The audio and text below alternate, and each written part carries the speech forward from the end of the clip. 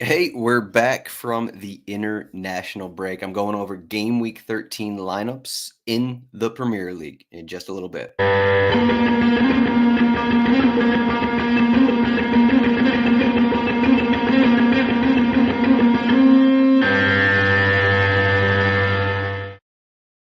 What's up, everyone? It's Adam Zdroik back from the international break. It always feels like it's a new world coming out of the international break. You get a week of no matches.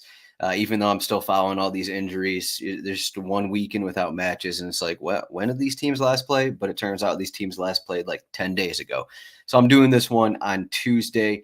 We'll see if there's any relevant injuries that happen in Tuesday's international matches. But I live in America, so Thanksgiving's Thursday. So doing this one a little earlier than usual before any press conferences, but we still got our usual set of content coming for everyone. We have our betting show coming on Wednesday. We have our DFS show coming on Friday. And then, of course, we have all our articles. We got Fantrax Finds is up right now. We got the FPL rankings, Fantrax rankings.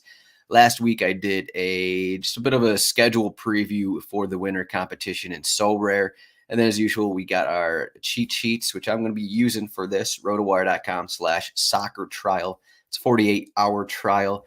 We're in the middle of working on a new schedule feature that I think everyone's going to like, whether you play FPL or So Rare. That will hopefully we'll get that up by 2024. But I think it's going to be a really cool feature. But we've been talking about it today, so I feel like I should mention that. Actually, we also have the Movember going on. I don't have my mustache just yet, but see me later in the week, and the mustache will be out. I think that here we go. It's scrolling across the bottom, movember.com/t/rotowire. And then so you can check out Movember, see what kind of things they support: mental health, prostate cancer, testicular cancer. We're running our RotoWire one, and you just gotta donate to the RotoWire team, and then email. I think it's social@rotowire.com, and then there's going to be a raffle for all the people in that. I think it's a free 3-month trial you get at RotoWire for the winner of that. So check that out. Again, the link is just scrolling across the bottom here. But I'll be using this cheat sheet. We got the FPL cheat sheet up for game week 13. The goal score odds are also up. They came up this morning. Holland is -150 home against Liverpool.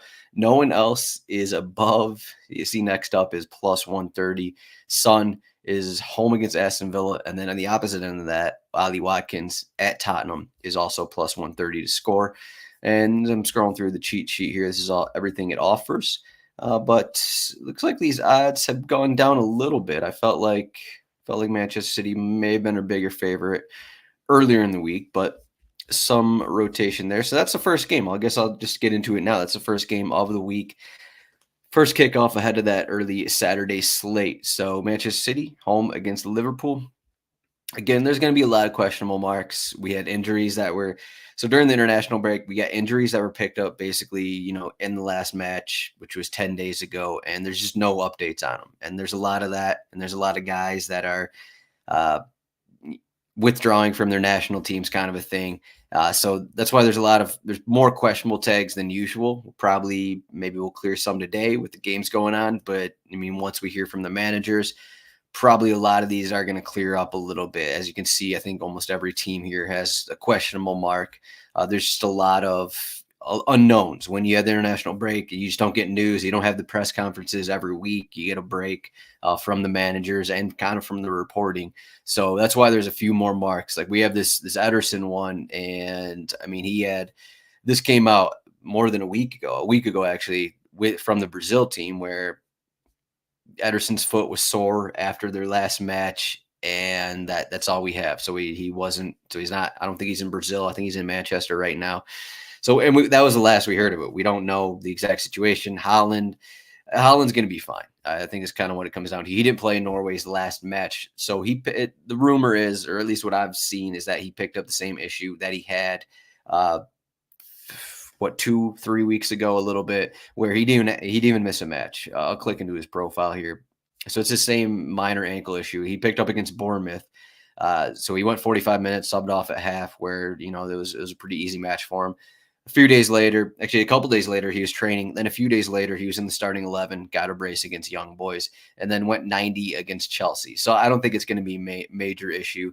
As we look in this Manchester City lineup, we do have some questions because we did get the update. I don't think John Stones is going to be ready to return. I think he's actually going to be out for another week or two, just looking at this. But the one question I think we have would be Doku coming in for Grealish. I actually think Manchester City prefer Grealish in the spot.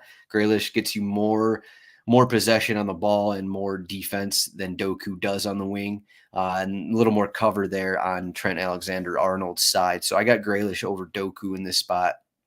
That said, I mean, on the opposite end of that, Doku will be a menace for Alexander-Arnold on that side as well. So maybe Doku does get the start if Pep wants to be a little more attacking in this spot. As for Liverpool, we'll see the status of Joe Gomez. He had a bit of an issue before the break and he didn't play. I think that Klopp is going to prefer to do Joe Gomez over Tsimikas just for defensive purposes in this spot. I got Gakpo again in the midfield. I think if Curtis Jones is ready, if he's available, we'll hear from Klopp on Thursday or Friday. I'm not sure what the schedule is. But if Curtis Jones is ready, if he's been training, I haven't really seen anything. He'll probably be in there instead of Gakpo probably just better defensively in that midfield role. But Gakpo started in midfield in Liverpool's last match. McAllister is back from his suspension. Otherwise, Luis Diaz is good to go, but I think he's going to be on the bench for now. Jota has been in form a bit. I believe he's scored in 3, 4 of the last something matches. And then again, another player we haven't really heard anything about is Konate. Given his injury history, I don't have him in the starting 11, so I got Joel Matip back in the 11 next to Van Dijk for Liverpool. So I think those are the main questions there. Luton Town, I think Doughty is going to be fine. Kabore had he had an issue with his national team where, we're calling it a health scare. It's kind of like a precautionary move where we didn't really know what happened in the match. This game wasn't on TV. We're basing this off what these people on Twitter are saying, kind of a thing. I don't know, something. Maybe it's to a point where he's not going to be ready to play here. Again, it's just the details are limited. So we have. I guess we'll check what Luton Town did the last time Kabore didn't start, but Kabore has been pretty much a regular this season. And we look at this match here. They kind of changed formations, I guess, a little bit. Again, they have Ryan Giles in the squad. They have whoever really. They could mix things up again, but they've kind of gone back to this 3-4-2-1 with Agbene and Townsend. I think Agbene is going to be fine. He didn't play for, I want to say, Ireland over the break. Townsend's been getting a couple starts, so I think that's kind of where we're at right here. I think Barkley preferred in the midfield next to Nakamba. And then we'll have Amari Bell and I think Burke is actually getting close too. So I think Amari Bell and Reece Burke are close to returning. And once those guys are ready to get back, they'll probably again replace Mengi and Osho back in the starting 11. I'd say Mengi is the first one to leave the 11, and then Osho, and then it'll be between I think Osho and Burke for starts going forward because the top two center backs for Luton Town are Lockyer and Amari Bell. So it's something to keep an eye on here. We'll see what Edwards has to say before this match in terms of the injuries. Those guys were close, but again, I don't think I'm ready. These guys have been out for a while, so I'm not ready to put them in the starting 11. Crystal Palace, the big news here, Michael Olise. I got him back in the starting 11 here. As you can see here, 23 minutes in that last game. Get him another, more rest over the international break. Give him 2 more weeks, basically. He's been probably training fully for close to a month now. So I think he's ready. So they got Eze and Elise back, and that moved Schlupp out of the starting 11. I think the big question, maybe not big question, but the question for Crystal Palace, will Doucouré move back in the starting 11? He had like a minor issue before the break that was causing him that they were saying that he wasn't ready to start because he had this minor issue, but Will Hughes is playing so well that I think he's kind of got this role over Doucouré for now. We'll see what happens there. Sheffield United, I think McBurney is going to be ready again from his injury. Ahmedovich is close to return as well. So I think if he comes in, he would replace Trusty, though there's a chance that he actually moves into center back, and then Baldock moves back to the right wing here for Bogle, and then Bogle moves to the bench. So that is the question there, Sheffield United. Vinicius, again, it's just one of the situations where he's injured before the break, not a ton of information on him. So it could be a thing where actually James McAtee starts instead of him, and he's in this midfield role. Because actually in Sheffield United's last match, they played better after subbing Vinicius out because they're a little more attacking, I think. So it could be a situation where maybe Vinicius isn't 100%, or maybe even if he is ready, maybe it's McAtee and Norwood or something like that in this midfield. And then you got Hammer and Archer and then McBurney back. So I think that's something to keep an eye on. I don't think Vinicius, while he's pretty much been a regular starter since joining the team, I think one of these guys actually might move out of the starting 11 as we get going here, just because of, at this point, I mean, with this lineup, you don't have James McAtee, who I think is going to be eventually one of their better players towards the end of the season. So that's something to keep an eye on for Sheffield United. Bournemouth, Neto was a surprise return in that last game. The question here is, because of Sheffield United, maybe they go back to Milos Kerkez at left back. Lloyd Kelly is preferred, I think, at this point, just because of his defensive ability, and then Kerkez is a little more attacking. But because they're playing Sheffield United, maybe Kerkez is back in there. Otherwise, Billing, I believe he's good to go. He was a kind of surprise absence just before the break. Otherwise, everyone is ready. Semenyo, this winger spot is off and on. I think Sinistera will get a start at some point, but I'm not going to call it right now. Nottingham Forest, I don't think there's any changes from their last match, which is kind of surprising because Nottingham Forest changed a lot. Serge Aurier has kind of been benched lately. Harry Toffolo has been starting at left back, and then Aina has been on the right side. Ola Aina, since he returned, he's been on the right side because for some reason, Steve Cooper, maybe not for some reason, maybe Toffolo has been playing well, but Steve Cooper prefers to have Toffolo in the starting 11 with Aina instead of Serge Aurier, though he is coming off the bench. Brighton is one I probably change every day. We'll see how they line up. Look at this injury list. Look at this suspension list. Dahoud was added to the suspension list. So we could get Gilmore and Baleba back in there. Again, there's a bunch of injuries that we don't really know about. Lamptey's been dealing with his injury for a long time. He's not going to be ready to start. Milner, doubt he's going to be ready to start. Estupinian, he suffered a recurrence of his injury, so I doubt he's going to be ready as well. I guess Welbeck should be getting closer to coming back, but I haven't really heard anything on that. Miedema, he returned home from the international breaks, but I think he's fine. Not a major issue with him. I think more of a precaution. So the question in the lineup will be, okay, João Pedro, Ansu Fati, Adingra seems like a regular now. Evan Ferguson, he went 58 minutes last week for Ireland. Yeah, that's what we got here. So he missed that game against Sheffield United just before the break. I think Ireland actually plays today, so we'll see how many minutes he gets in that game. But Ansu Fati, I think he kind of won a role. Maybe not won a role, but I think he is the preferred option in this spot, maybe above like a João Pedro or something like that. And then once Danny Welbeck returns, then we'll see how they line up. But Adam Lallana, I guess, has started, I think, the last 3 league matches maybe, but he's basically going off at 45 minutes in all of these games. So he's another option. I guess I got to mention him as well. Newcastle, they have all these injuries. Again, we'll see what's going on with all that of them. From what I've read, Isak and Almiron should be ready after the break. And if Isak's not ready, the lineup's going to look weird.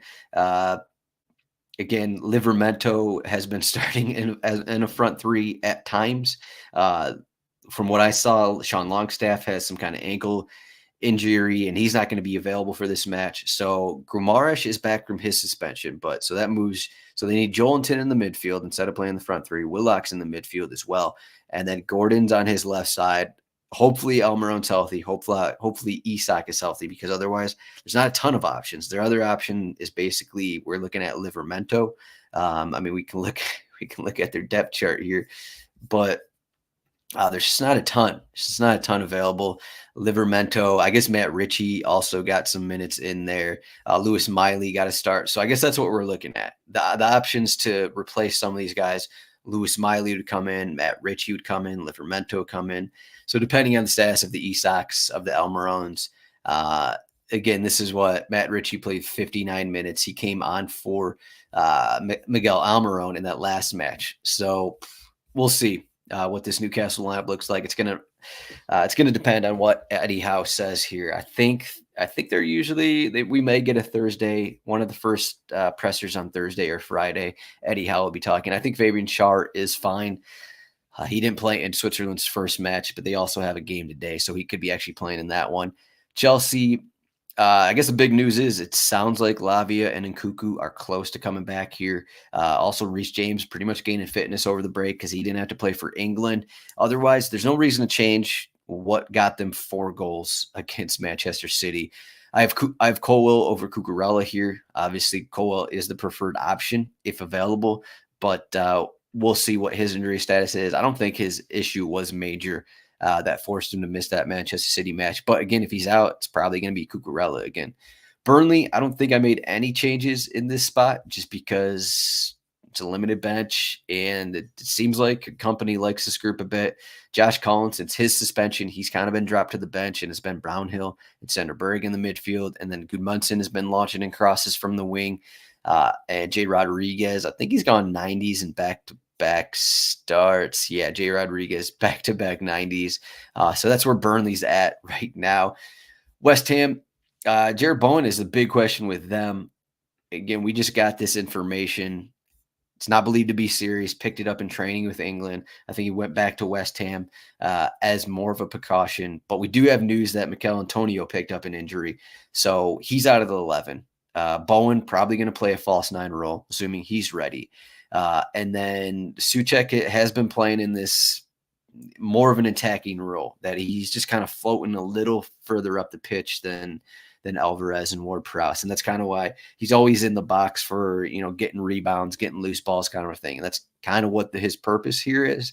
The other option would be Ben Rama on the wing and then Paqueta in this attacking role. Maybe they do that because I think that formation, that lineup is a little more attacking, and they are playing Burnley. So we'll see how David Moyes wants to line up coming out the break.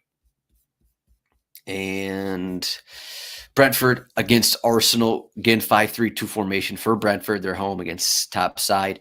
So that means probably going to get Roerslev back in here. And then Ajer is going to be on the other wing back spot. But we just got this formation against Liverpool, where it's a 5-3-2. I think this is pretty much what they ran out there. Neil Maupay moved back to the bench, Visa and Bomo up front for him. So no surprises here for Brentford. Arsenal, we finally got the news that Odegaard suffered a concussion, and that's why he was missing all those games. We haven't seen that he's been back in training, or at least I haven't seen anything about that yet. I'm going to assume he's going to be ready for this one after another couple weeks. So he's back in the midfield. And then, so I got Jorginho starting over Kai Havertz, which I believe is the preferred method. And then this false 9. Actually, let me check on Gabriel Jesus, because I could have sworn that he was getting minutes. He's going to be getting some minutes for Brazil. He still might. I think Brazil play today. Let me double check. Yeah, Brazil play Argentina today. So we could get Gabriel Jesus playing today, but I don't know if Arteta is going to be like, okay, yeah, Jesus, you just returned for Brazil over the break, so I'm going to start you. So I think they're going to go with this false 9 with Trossard in the middle and then Martinelli and Saka on the wings. And then I think Ben White's going to be fine. I think he had an illness before the break. Some issues. Yeah, some issues. So it seemed like some minor thing with them. And then Tomiyasu has been preferred over Zinchenko there at left back. So he gets the call again in this spot. So questions will be, is Ben White ready? Is Odegaard ready? What's the status of Jesus kind of a thing? But it seems like this false 9 with Trossard is preferred for Arteta over Nketiah. Tottenham, throw another suspension on the list. Basuma picked up another yellow card. 5 yellow cards in the last match. So he's suspended with Christian Romero, and then Van de Ven's out. So again, we have the Eric Dyer, Ben Davies combo at center back. Udogie, I believe he's going to be fine here. Emerson started over him in the last game, but if Udogie's not ready, Emerson will be here. I'd say about 70% on Udogie. Look at this midfield. So Basuma started in the last game. The big news here is I got Bentancur back in the starting 11. It would be his first start since last season. As you can see, he's been back for about a month now, 29 minutes, 27 minutes. So maybe, a few more training sessions over the break. Maybe he's going to be ready to start. If he isn't ready, I'm not exactly sure where Postecoglou is going to go. I mean, He doesn't seem like he's going to be giving Lo Celso or Brian Gill some starts. So I think it's kind of get this Højbjerg, Bentancur, Pape, Sarr midfield in here against Aston Villa. Aston Villa, this is the same lineup they just used in their last match. So it's a 4-2-2-2. This is more of they have this variation where 4-2-3-1, 4-4-2, 4-2-2-2. That's kind of what Unai Emery has been doing. But this time, Yuri Tielemans moved in the starting 11 for Zaniolo. So I got Tielemans still in here. Just something to mix it up, really. Just something to mix it up. Tielemans has been in the team for about 3 months now. Finally got his first start for him. Ended up going 90 as well. First league start, I'll say. Ended up going 90. So it's pretty big news for Tielemans, who was, I believe I read some rumors that he was upset with his playing time early in the season. Everton, this is pretty much the same lineup they've been running out. Amadou Onana has been dealing with his calf injury. He left Belgian camp, I believe, with the calf issue. So I got Idrissa Gueye starting in the midfield again. I'd say Idrissa Gueye is about 60-40 to start because it seems like Onana is the preferred option, but that calf injury is keeping him unknown. We have all these questionables for Manchester United. Onana, we just got note of that a couple days ago. That happened over the weekend, I want to say. Again, we'll see. I'd say about 70-30 on Onana starting. His Turkish backup got played for the national team, I believe, a couple days ago. I'm not even going to try and pronounce his name, actually. But so Eriksen, I believe, we got Christian Eriksen as out. Look at all these injuries here. I don't think we've heard anything about Luke Shaw. Wan-Bissaka should be back in there. He missed from an illness just before the break, so he's going to be back in there, and that's going to mean Diogo Dalot is back at left back instead of Sergio Reguilón. We'll see how they line up. Is Højlund going to be available coming out of the break? I guess that is the question for Manchester United because he did pick up, I believe it was a hamstring injury. So we'll get information on that. But if he's not there, it'll probably be maybe we get Antony back in the starting 11 on the opposite wing and Garnacho. Again, we'll see. Otherwise, Maguire has been getting a bunch of starts. Lindelof, I believe he started before the break because who wasn't available? Someone wasn't available. Varane has been basically benched. Johnny Evans wasn't available. That's why Lindelof moved into there. I think that's it but we got, Mason Mount's coming in for Christian Eriksen. And we'll see. Maybe it's Amrabat, but Amrabat got a bunch of starts when he first came in, and then he kind of dropped to the bench a little bit and hasn't played much since. Fulham, Tosin Adarabioyo, that is the move here.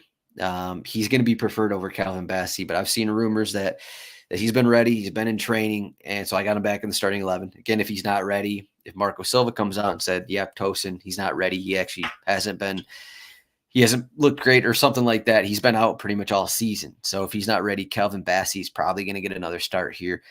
Maybe eventually Kenny Tete moves back into the starting 11 for Castagna. We'll see how that situation turns out. But João Paulinho is suspended for this one. So Harrison Reed moves back in the starting 11. Could be Sasa Lukic. Could be someone else. But otherwise, Harry Wilson starting above De Cordova-Reid.